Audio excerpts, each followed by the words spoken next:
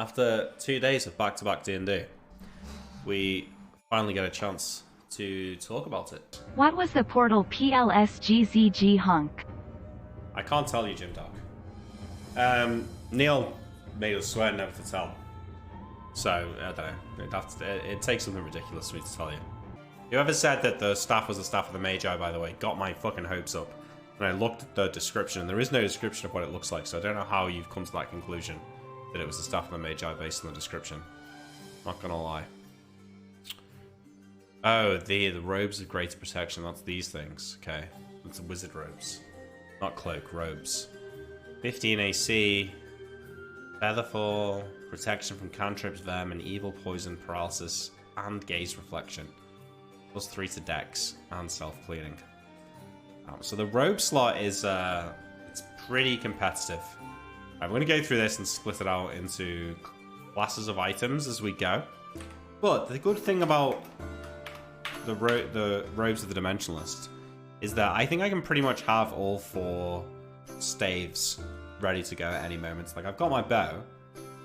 I can put my bow down and pull out any one of the 4 staffs that I need. And yeah, I might say that takes a turn to pull out a staff. I don't think it would. You could go Robes of Might for the stat boost and hold the staves in the backpack. Yeah, but then I need to go into a backpack every time I need components. Well, maybe not, actually. Potentially, I suppose. What stuff do I actually need, like, ready access to? Like, all of this. Probably got some new stuff to add onto there as well. But I need, like, all my wands, my potions, my dark and light stones. Have there been any new insights about what Imric will do? I've had a couple of people messaging me, asking me if I'm still going to marry Shelley, which is a weird thing to, like, message me about like, in between sessions. I guess some people just have the game on their brain. What major events do you think have happened? I don't really know. I don't think anything crazy is going to have happened. It comes down to whether Scoria knows we were gone. I think, like, the worst thing for us that could have happened is Scoria attacking the keep, but I feel like it's unlikely. The Queen being assassinated would be... That would be spicy if the Queen was dead already. I feel like you should have asked for Lord Khan's advice more. It seems like something Imric would do. Yeah, maybe. I mean, I think we did consult with him quite a lot. I kept bringing him up in the small bits of roleplay that we did. How serious does your relationship with Selly need to be before Fran needs to start worrying? Not that much more serious, mate. You know, just a little bit. I think about Shelley a lot. How often does he scry on it? No, he doesn't do that, mate. That'd be weird. Oh, wait, I need to want to look what the rest of this stuff does. So gaze reflection is like, can't get hit by gaze attacks, which is kind of specific, but they tend to be save or die, so the worst thing to have. Protection from paralysis is pretty good. Protection from poison, also pretty good.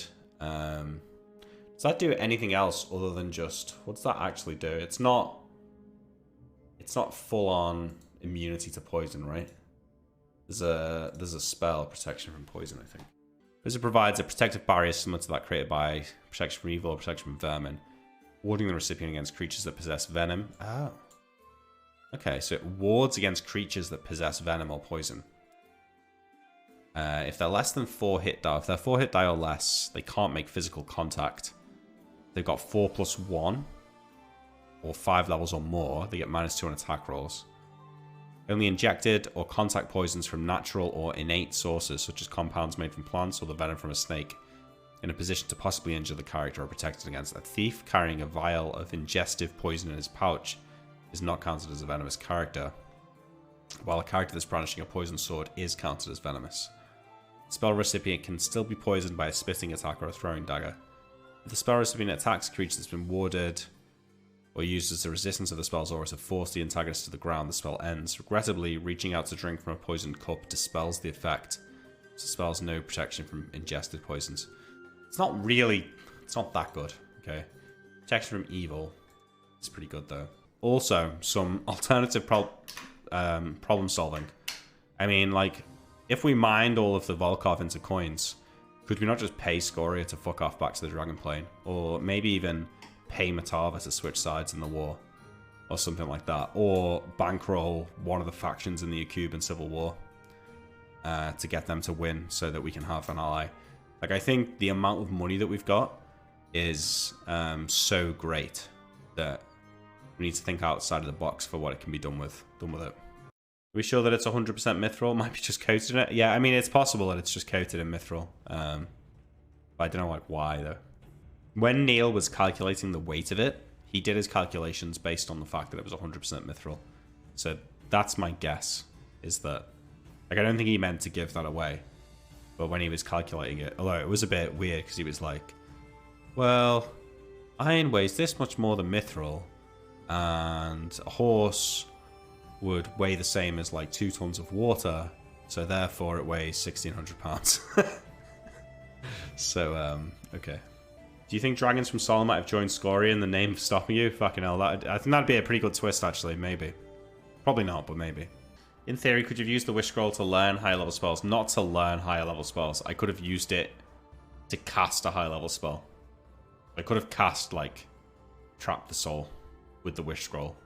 Staff of Thunder and Lightning is the best melee weapon for Imric. Well, if that's what you're saying. Let's take a look. Casual examination of this stout quarter staff will show it to be exceptional, and if it's magically examined, it will radiate alteration magic. Constructed out of wood, ash, oak, bronzewood, or the like, and bound with iron set with silver rivets. Has the properties of a +2 magical weapon without the expenditure of any charges. Other properties are as follows. So, Thunder, the staff strikes as a +3 weapon, and unless the opponent saves successfully versus rod staves and wand, he will be stunned from the noise of the staff's impact, unable to take any further action in the round struck, and automatically having last initiative in the following round. Requires 1 charge. Lightning, a short spark of electricity leaps forward when the opponent is struck, causing normal staff damage plus 2d6 additional points of damage from shock. Know that the staff might not score a hit, but so that's just like Anton's spear. 1 charge. Thunderclap sends forth a cone of deafening noise, 5 feet at the apex, 40 feet long, 20 feet wide at the point furthest from the source. All creatures in this cone, wholly or partially, must roll a saving throw, will be stunned for D2 rounds and unable to hear for D2 additional rounds. Those who save are unable to hear for D4 rounds but suffer no loss of attacks. Takes 2 charges.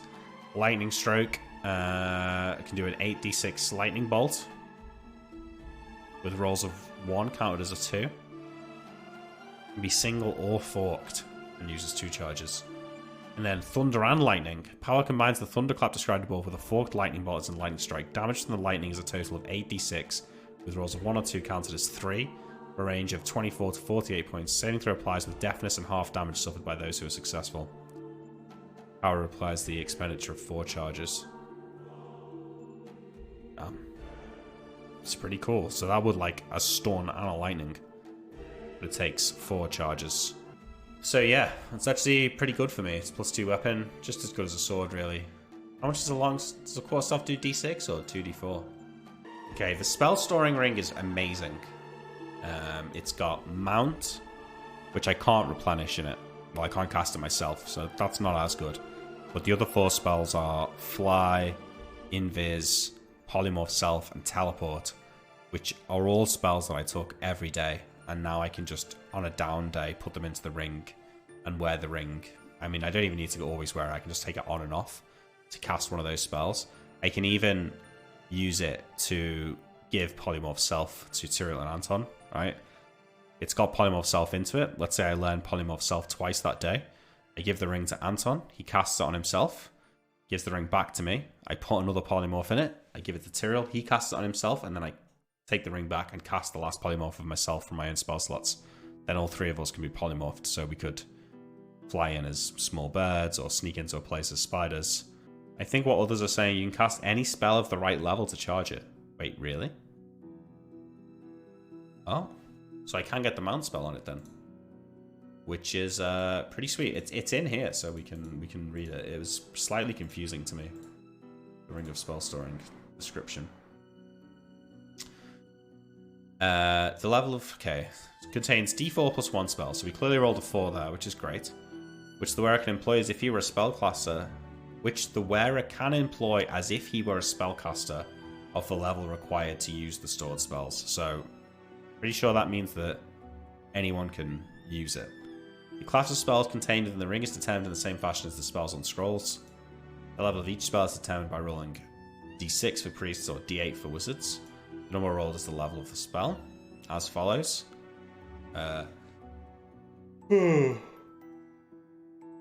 Yeah. Cool. Which spell type of any given level is contained by the ring is also determined randomly. So the spells in it have been determined randomly. I find that hard to believe because they're all pretty good spells for me. The ring empathically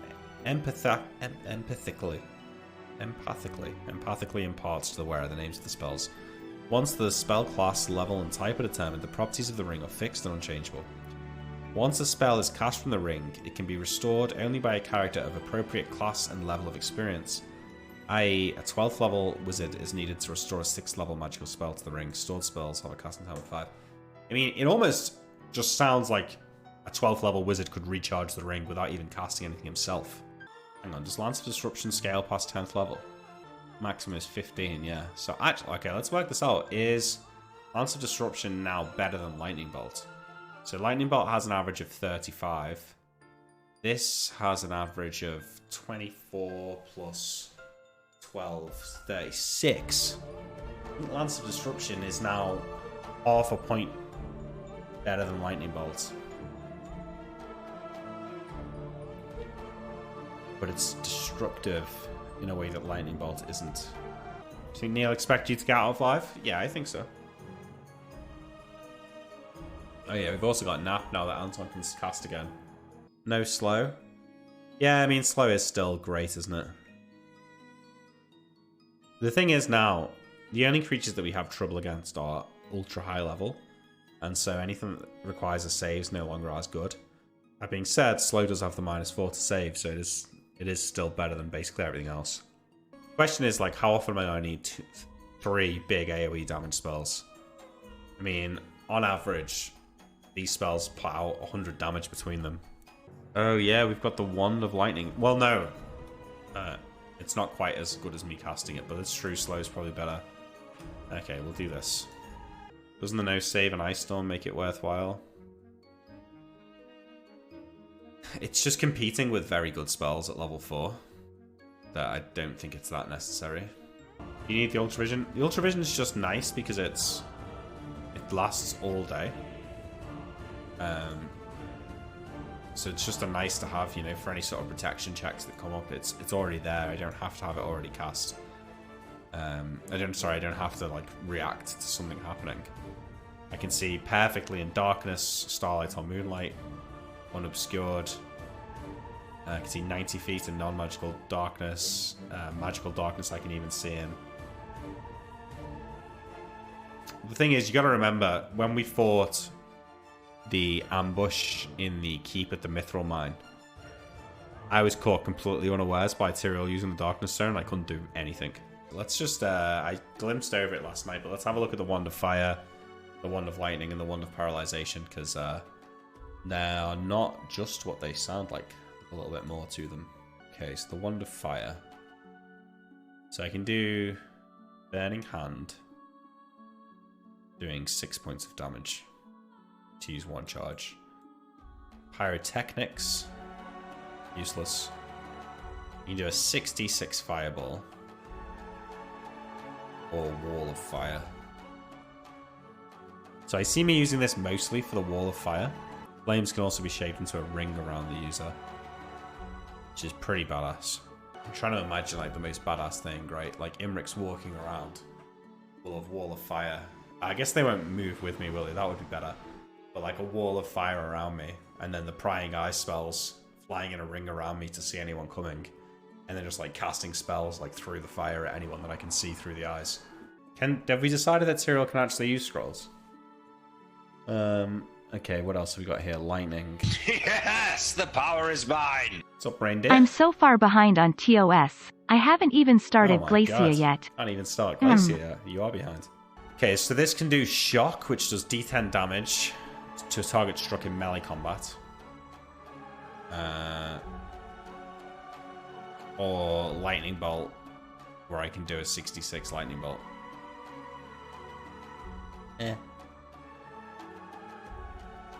It's not good, really. However, I could do the lightning and the fire at the same time to do a fiery lightning bolt, which actually is pretty awesome. So I could use both at the same time and just fucking roast something. Which is pretty sick. So that's worth remembering. And then the Wand of Paralyzation says, shoots a thin ray of bluish colour to a maximum range of 60 feet. Any creature touched by the ray must roll a saving throw versus wand will be rendered rigidly immobile for 54 rounds. So it's just paralyzation, so just like you, stop. Stop! Cool. I mean, none of them are great, but still. I'm going to have so many more options in combat now. Okay, so the staff was... So this gem staff, or the spell staff, is light, mending, cantrip, unseen servant, ignite, and cut, which is all at will with no limit. So I can spam light, I can spam mending, I can spam cantrip.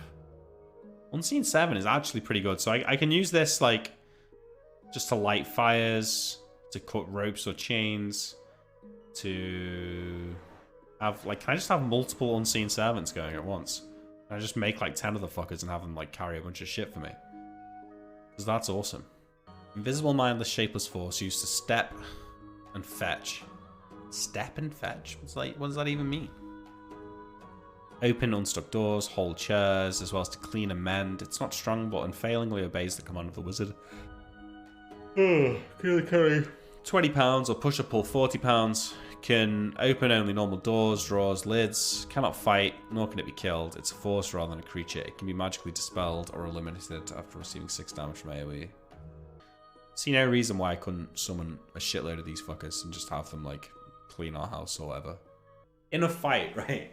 Could I have 4 unseen servants around me with my 4 staffs, like just floating in front of me that I could like grab at any moment to use? Just have deep pockets. I mean, yeah. Yeah, they're only 6 HP, but they're only targetable by AoE. So, use William. Oh my god. Someone ban this guy. No, not really.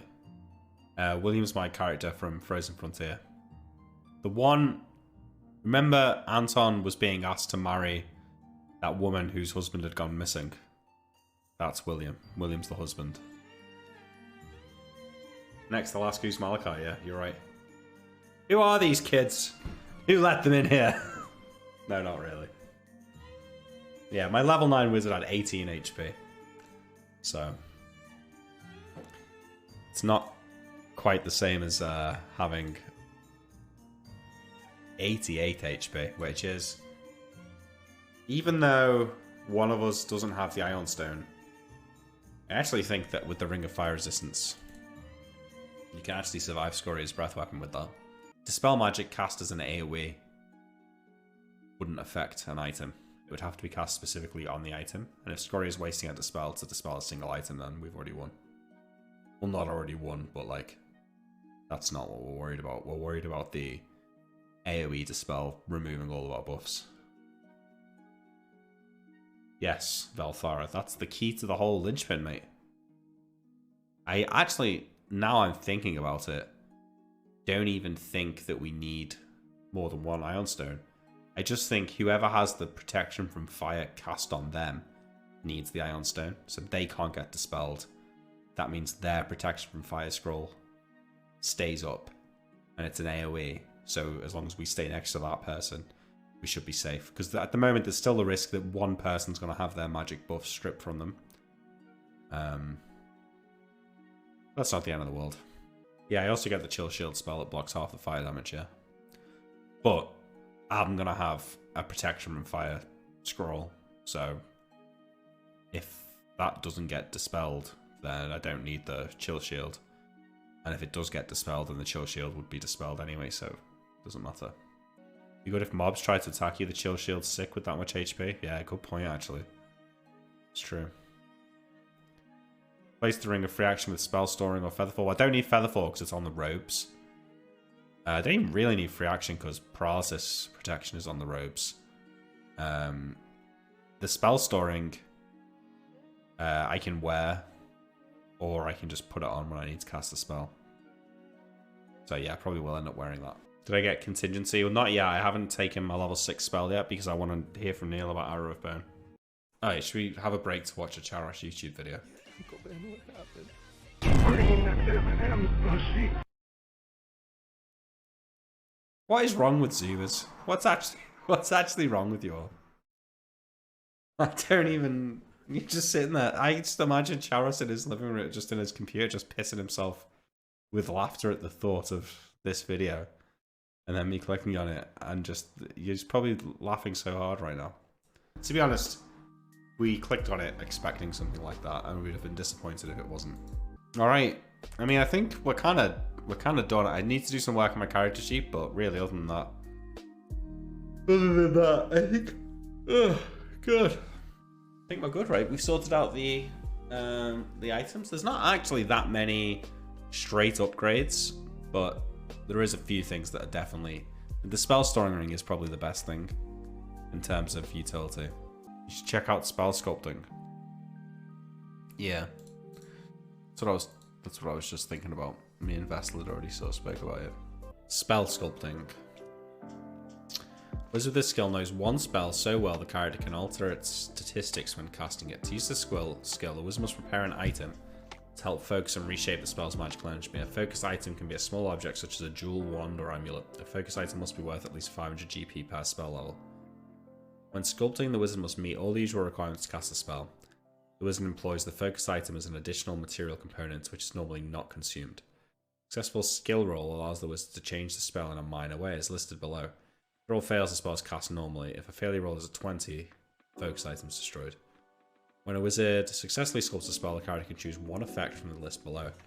Increased damage, extra 2 damage dice, okay. Spells that have individual damage dice, such as Magic Missile, are not increased individually.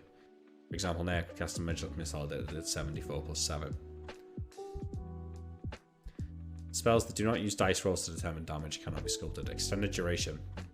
Duration is doubled, so I could double the duration of Polymorph Self. I mean, that's pretty good. The extra 2 damage dice on a Lightning Bolt is 7 damage. I'm not sure that's, like, worth it, really. Just as fighters can reach unusual levels of skill by specializing in a particular weapon, a wizard can spend extra proficiency slots, weapon or non-weapon, in order to specialize in a particular spell. Spells known as a signature spell. Unlike fighters, who may only specialize in a single weapon, wizards may have one signature spell per level, as long as they have the proficiency slots. A signature spell must be a spell that the character already knows and is able to cast, although he could choose an appropriate first level spell from his spellbook. Blah blah blah. Mages, however, may select signature spells from any school. The actual cost in slots or character points varies with the level of the spell selected. Yes, learning a signature spell. In order for a wizard to gain the skill and practice necessary for a signature spell, he must spend a great deal of time and money. For all intents and purposes, the equivalent of spell research must spend a minimum of 2 weeks and a lot of money. And then you gotta do a check. If you fail the check, you can never have it as a signature spell. Okay. Signature spells in play. Through hard work and extensive practice, the wizard becomes quite skilled at casting a signature spell. First of all, the wizard casts a signature spell as if he were 2 levels higher. If it's got no level-based characteristics, charm person, the wizard can choose to inflict a saving throw penalty of -2. So we could do another -2 penalty on slow. I don't know if I've really cast slow that much for it to be justified, but a -6 save is... Thing is, if she has got a +5 ring, it'll cancel that out because she'll only fail on a 3 or lower, even though she'll have bonuses well above that. So I think if I give her like a -5 or -6, +5 ring is going to cancel that, so it's only going to be a -1 essentially. Yeah, I'll reduce casting time some, but not that important. It's nice though. Learn Rory's Mnemonic Enhancer.